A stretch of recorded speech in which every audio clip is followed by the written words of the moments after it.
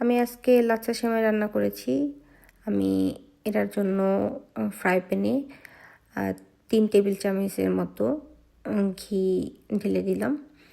ঘিটা গরম হয়ে আসলে এই ঘির মধ্যে আমি বাদাম ভেজে নিব। আমি ইউজ করছি কাঠবাদাম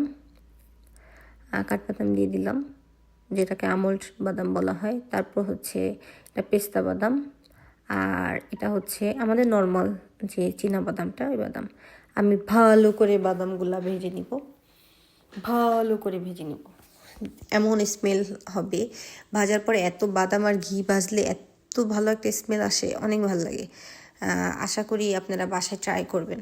কার কাছে কেমন লাগছে জানাবেন কমেন্ট করে, যদি ভালো লাগে। আর এটা আমার মায়ের হাতের রেসিপি। আমি যখন আমার মায়ের কাছে ছিলাম বাংলাদেশে, তখন আমার মা আমাকে রান্না করে খাওয়াইতো। আর এটা আমি আমার মায়ের কাছ থেকে ফোনেই জেনে নিছি আর ওভাবে রান্না করেছি। তারপর আমি এটার মধ্যে গরম মশলা, এলাচি এবং এটা এই যে কালো যে নাকের ফুল, এটা আমি বলি নাকের ফুল।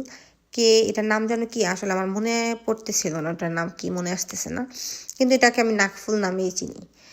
কে কে কী নামে রাখেন প্লিজ আমাকে কমেন্ট করে জানাবেন যদি ভালো লাগে। আর তারপরে আমি 2টা তেজপাতা অ্যাড করলাম। ভালো করে মশলাগুলো ভাজা হলে আমি এটার মধ্যে সেমাই, যেটা লাচ্ছা সেমাই, আমি এটা আগেই ভাঙে রাখছিলাম।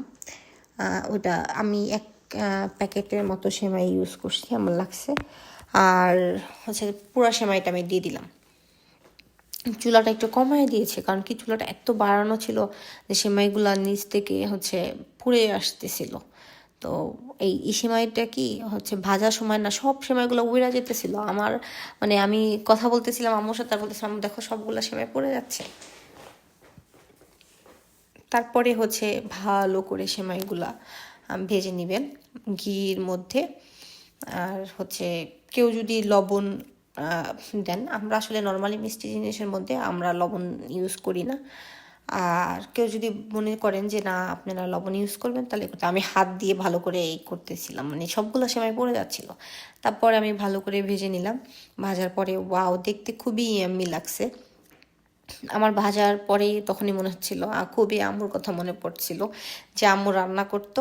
আর আমি বলতাম, আম্মু তুমি এখনও রান্না করো না, এত সময় লাগে বাবা। আমি খুবই আম্মুর সাথে করতাম, যে চিল্লাচিল্লি করতাম, এত সময় লাগে কেন। আমি এখন নিজে রান্না করতে আসে প্র্যাকটিক্যালি বুঝতে পারতেছি আসলে রান্না করা অনেক কঠিন।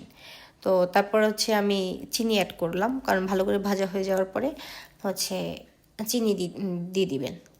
তো আমি ওটার সাথে পরিমাণ মতো, আমি যেহেতু 1 প্যাকেট নিয়েছি, আমি 5 টেবিল চামচ চিনি অ্যাড করছি। তারপরে চিনিটা ভালো করে অ্যাড করে নেবেন। আর চিনিটা যখন গরমের সাথে আগুনের সাথেই হয় না, তখন সেমাইটা দেখবেন কি আঠা আঠা হয়ে গেছে।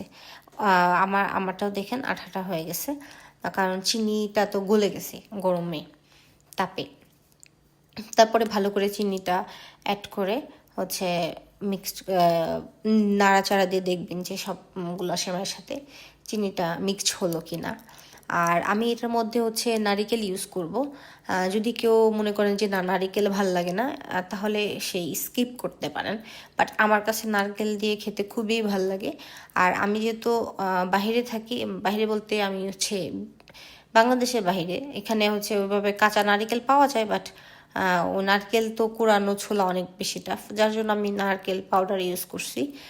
এটা আমি আগে থেকেই 2 চামচের মতো নারকেল পাউডার ভিজে রাখছিলাম পানির মধ্যে, 1 কাপ পানির মধ্যে। তো আমি নারকেল পাউডারটা ইউজ করব। তো আমি দেখতেছি যে আসলে নারকেল ভালো করে হয়েছে কিনা। তো আমি দেখতেছিলাম কি নিচ থেকে লেগে যাচ্ছিল। তারপর আমি আবার 1 টেবিল চামচের মতো ঘি ইউজ করলাম, কারণ আমার সেমাইটা ওই যে চিনির কারণে লেগে যাচ্ছিল। তো এই জন্য আমি ঘি ইউজ করছি। কেউ যদি মনে করেন যে না বেশি ঘি পছন্দ করেন না, তাহলে সে স্কিপ করতে পারেন। আর কার কাছে কেমন লাগছে অবশ্যই কমেন্ট করে জানাবেন। যদি ভালো লাগে অবশ্যই লাইক করবেন, কমেন্ট করবেন এবং সাবস্ক্রাইব করবেন। আমি নারিকেলটা অ্যাড করার পরেই আমরা টেস্ট করে দেখছিলাম যে আসলে চিনিটা ঠিক আছে কিনা, কারণ এটা তো আমার ফার্স্ট টাইম রান্না করা, আর পরিমাপটা ভাবে আমি বুঝতে পারিনি। তো যার জন্য আমরা ট্রাই করছিলাম আমরা দুজনেই যে কেমন হয়েছে। তো নারিকেলটা আমি দিয়ে দিছি কথার ফাঁকে ফাঁকে।